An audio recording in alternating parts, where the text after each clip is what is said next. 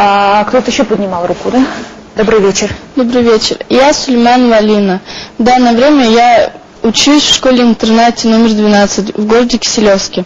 Я бы очень хотела найти своих родителей.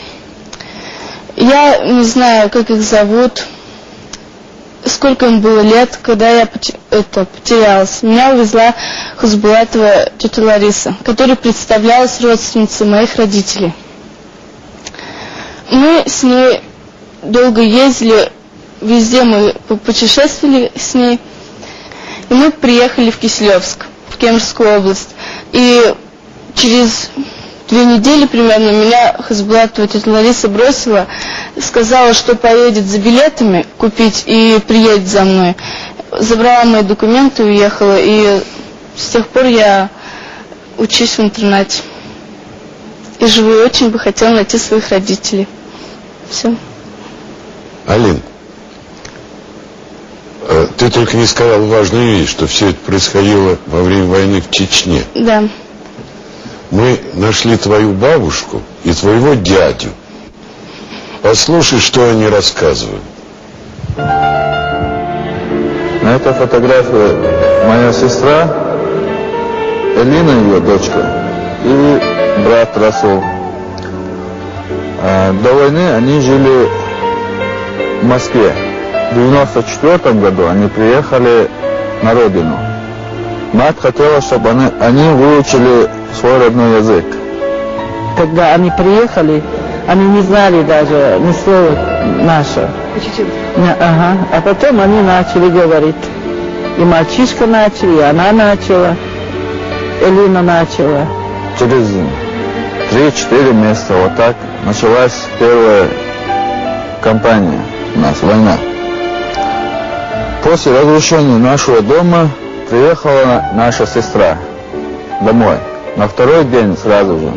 Да, мама Элина приехала домой 27 декабря 1994 года. За детьми она приехала. Сильно бомбили, а мы с грузовиком, там шмотки, там еда, коровы, и детей, и мы с ним ехали в Шали. Где мы в Шалях были, и там сильно начал бомбить.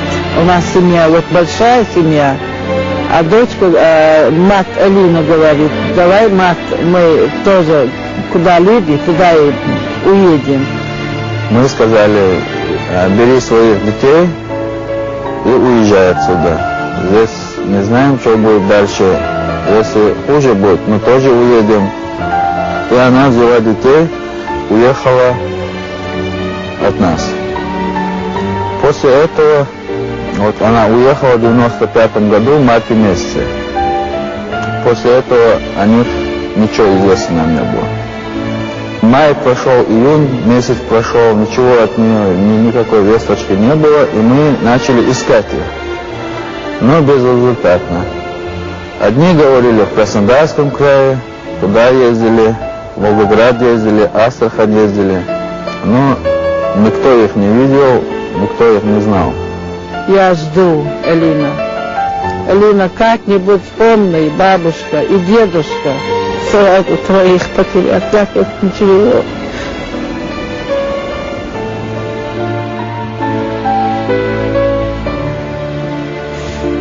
Элина, я сейчас в данный момент работаю в органах внутренних дел Чеченской Республики. Нам обещали самое лучшее заведение тебя устроить. Правительство Чеченской Республики и министр наш внутренних дел. Мы тебе отвели отдельную комнату дома. Поставили тебе туда компьютер, телевизор, все, что тебе нужно. Если ты приедешь домой, ты об этом не пожалеешь. Ты будешь дома учиться где хочешь. Хочешь в университете, хочешь в лицей. Я буду защищать тебя лично. И постараюсь, чтобы с твоей головы ни одного волоса не упало. Все у тебя будет. Главное, надейся на нас. И мы надеемся на тебя.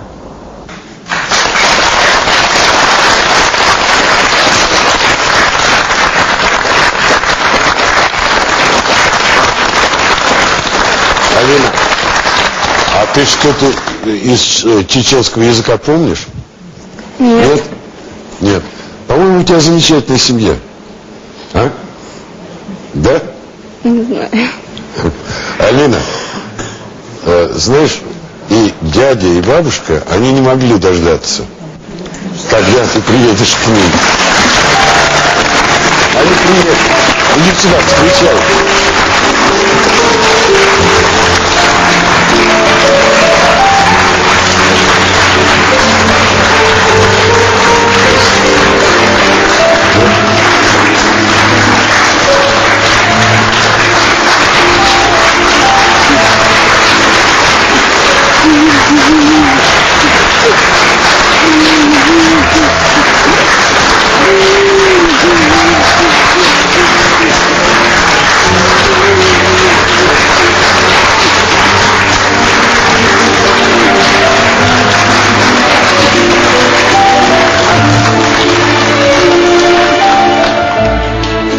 Садитесь, пожалуйста.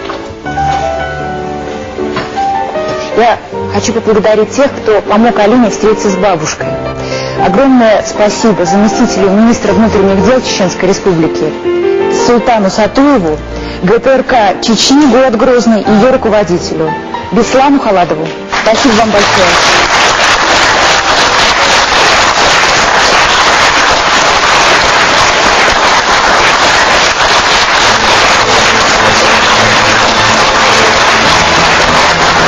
Ищите друг друга, что бы ни было.